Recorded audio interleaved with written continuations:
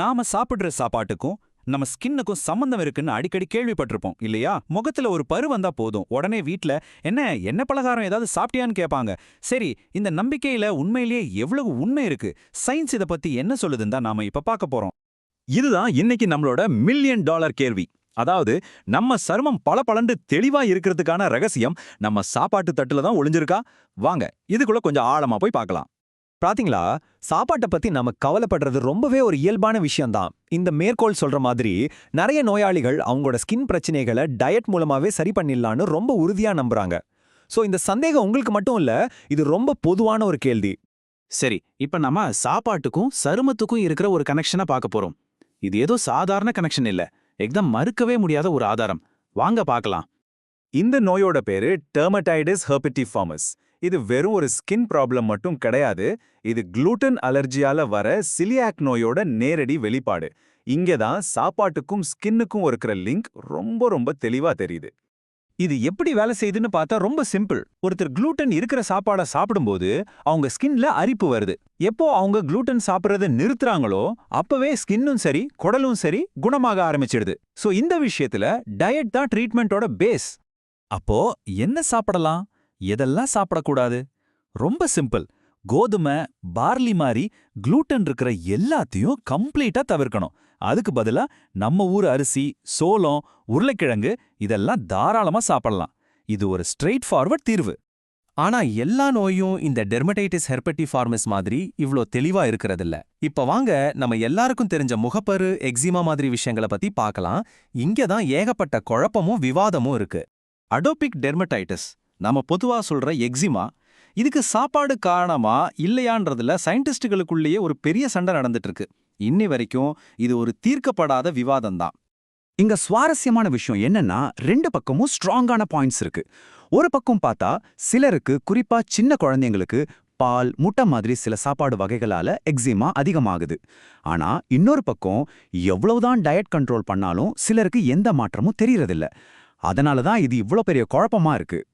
நிறைய வருஷமா நாம சாப்பிட்ற சாப்பாட்டுக்கும் முகப்பருவுக்கும் எந்த சம்பந்தமும் இல்லைன்னு தான் எல்லாரும் நினைச்சிட்டு இருந்தாங்க. ஆனா இப்போ புதுசா வர சயின்டிபிக் ரிசர்ச் எல்லாம் ஒரு நிமிஷம் நில்லுங்க, அந்த பழைய கதையெல்லாம் உண்மையா அப்படின்னு கேள்வி கேட்க ஆரம்பிச்சிருக்கு. இப்போ சயின்ஸ் என்ன சொல்லுதுன்னு பாப்போம். நாம சர்க்கரை, மைதா மாதிரி உணவுகளை அதிகமா சாப்பிடும்போது நம்ம ரத்தத்துல இன்சுலின் அளவு எகிரிடுது. இந்த இன்சுலின் முகப்பருவை உண்டாக்குற ஹார்மோன்களை தூண்டிவிட்டு நம்ம முகத்துல என்ன பிசுபிசுப்ப அதிகமாக்கிடுது. சோ இங்க மெயின் வில்லன் யாருன்னா சுகர் தான். இது ரொம்பவே முக்கியமான ஒரு ஒப்பீடு.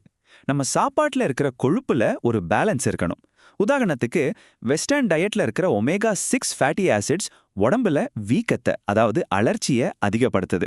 ஆனா மீன்ல இருக்கிற ஒமேகா 3யோ அந்த வீக்கத்தை குறைக்குது. அந்த ரேஷியோவை பாருங்க, 10:1. எவ்வளோ பெரிய வித்தியாசம் பாத்தீங்களா? சரி, அடுத்தது சொரியாசிஸ். இதுவும் ஒரு சிக்கலான ஸ்கின் ப்ராப்ளம் தான். இங்க சாப்பாடு மட்டும் காரணம் இல்ல. இதுல நம்ம ஜீன்ஸ், நம்ம லைஃப் ஸ்டைல்னு பல விஷயங்கள் சம்பந்தப்பட்டிருக்கு. உணவு அதுல ஒண்ணுதான். மறுபடியும் இந்த ஒமேகா ஃபேட்டி ஆசிட்ஸ்க்கு வருவோம். இந்த படத்துல பாருங்க, ஒமேகா 6, அதாவது இறைச்சி, சில எண்ணெயிலிருந்து வர்றது நம்ம உடம்புல வீக்கத்தை உண்டாக்குற கெமிக்கல்ஸை உருவாக்குது. ஆனா ஒமேகா 3, மீன், வால்நட்ஸ்ல இருந்து வர்றது அந்த வீக்கத்தை குறைக்கிற நல்ல கெமிக்கல்ஸை உருவாக்குது. இதனால தான் மீன் என்ன மாதிரி உணவுகள் சொரியாசிஸ் மாதிரி நோய்களுக்கு நல்லதுன்னு சொல்றதுக்கு பின்னாடி ஒரு சயின்ஸ் இருக்கு. இந்த கொழுப்பு அமிலங்கள் மட்டும் இல்ல, நம்ம உடல் எடை, ஆல்கஹால் பழக்கம், ஏன் சிலருக்கு குளூட்டன் கூட சொரியாசிஸை மோசமாக்கலாம். அப்போ என்ன புரியுது? சொரியாசிஸ்ங்கிறது ஒரே ஒரு காரணத்தால வர்றதில்ல, இது பல விஷயங்களோட ஒரு காம்பினேஷன். சரி, இப்போ நாம இவ்ளோ நேரம் பேசின எல்லாத்தையும் ஒரே இடத்துல சுருக்கமா பார்க்கலாம். அதாவது, சாப்பாட்டுக்கும் ஒவ்வொரு ஸ்கின் ப்ராப்ளத்துக்கும் இருக்கிற கனெக்ஷன் எந்த அளவுக்கு ஸ்ட்ராங்கானதுன்னு ஒரு குவிக் சம்மரி பார்த்துடலாம். இந்த டேபிள் தான் நாம பேசினதோட மொத்த சாராம்சமே. பாருங்க, டெர்மடைட்டிஸ் ஹெர்பெட்டிஃபார்மஸ்க்கு சாப்பாடு தான் நேரடி காரணம், அதுல சந்தேகமே இல்ல.